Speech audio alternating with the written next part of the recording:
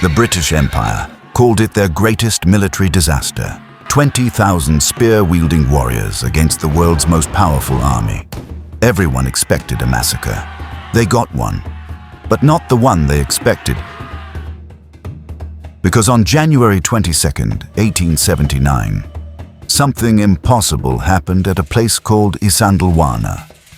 The invincible British war machine was shattered by men with cowhide shields and iron-tipped spears. This is the story of how the Zulu Kingdom achieved the unthinkable and paid the ultimate price for their victory.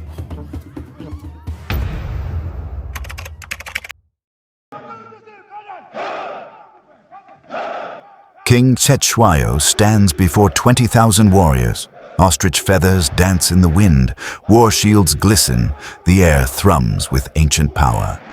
"I have not crossed seas to find white men," the king declares, "yet they come to steal our wives, our cattle, our land. What shall we do?" The answer echoes across the hills like thunder. War, but this wasn't supposed to happen.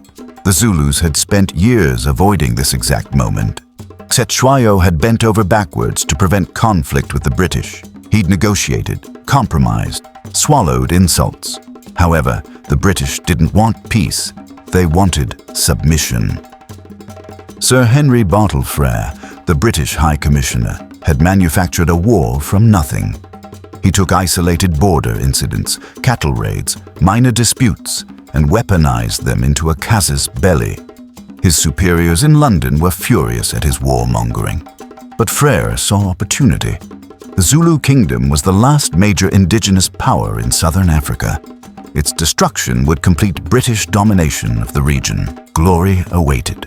Wealth beckoned, yet the British fatally underestimated their enemy. The Zulu military system was revolutionary. Every able-bodied man was a trained warrior from boyhood. Their legendary King Shaka had forged them into the deadliest fighting force in Africa through the horns of the bull battle formation, encircling enemies like a predator's embrace. More importantly, they were fighting for everything they held sacred: their homes, their families, their ancestral spirit. Lord Chelmsford led 15,000 British troops into Zululand in January 1879. Supremely confident, these weren't just any soldiers. They were the same army that had conquered India, crushed rebellions across the globe. They carried the most advanced weapons of the industrial age. What could primitive spear carriers possibly do against rifles, cannons, and imperial discipline?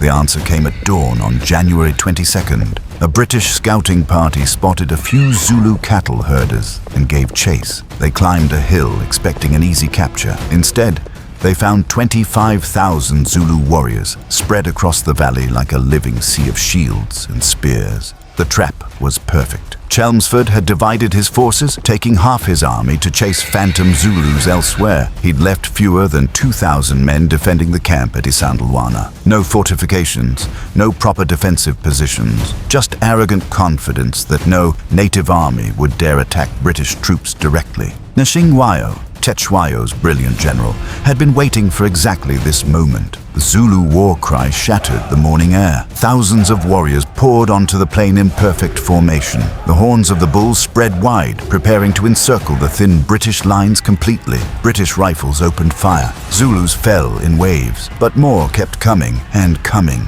The sheer mass of humanity flowing toward them was beyond anything the British had ever witnessed. Then the unthinkable happened. The British ran out of ammunition. Panic spread through the ranks. Zulus hurled spears and charged with devastating fury. The famous red line, symbol of British imperial might, cracked, then shattered completely. What followed was carnage. Zulu warriors crashed through British positions like a tsunami. Hand-to-hand combat raged across the camp. Assegais, the short stabbing spears, pierced through khaki uniforms. Officers died alongside privates. The Union Jack fell into the dust. As a solar eclipse darkened the sky, the last British resistance collapsed. Of nearly 2,000 men, only a handful escaped. The rest lay dead or dying on African soil. But the Zulus weren't finished.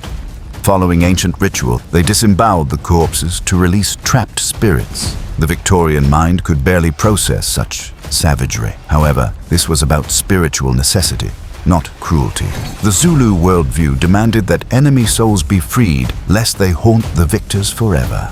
When Chelmsford returned to find his camp destroyed and his men butchered, the magnitude of the disaster became clear. This wasn't just a military defeat, it was a humiliation that shook the British Empire to its core. Yet the British response revealed their true nature. Instead of acknowledging Zulu military brilliance or reconsidering their invasion, they doubled down. More troops, more weapons, more violence. The second invasion brought 25,000 British soldiers to Zululand. This time, they built proper fortifications and maintained disciplined squares. At Ulundi, the Zulu capital, 10,000 warriors charged British positions in one final, desperate assault. Modern firepower triumphed. Gatling guns and artillery slaughtered charging Zulus by the thousands. No warrior came within 30 yards of British lines. The royal capital burned. The kingdom fell. Cetshwayo was captured and imprisoned. The great Zulu military system was dismantled. The kingdom was partitioned into feuding districts designed to prevent future unity. Therefore, the Anglo Zulu War reveals a harsh truth about imperial conquest. When indigenous peoples achieved impossible victories, the response wasn't respect or negotiation. It was escalation and annihilation. The Zulus had proven that European military superiority wasn't absolute. They'd shown that courage, tactical brilliance, and fighting for sacred soil could overcome industrial advantages. Their victory at Isandlwana remains one of the most stunning upsets in military history. But empires don't accept humiliation gracefully. The British couldn't allow the precedent that natives could defeat European armies.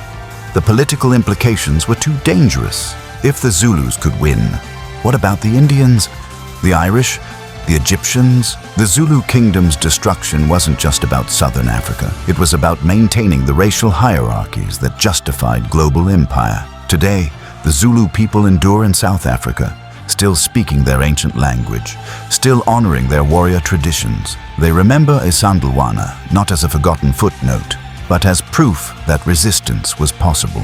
Their ancestors achieved something extraordinary. For one shining moment, spears defeated rifles, courage conquered technology, and David brought down Goliath. The British Empire recovered from Isandlwana, but they never forgot the day 20,000 Zulu warriors showed the world that no empire, no matter how powerful, is truly invincible.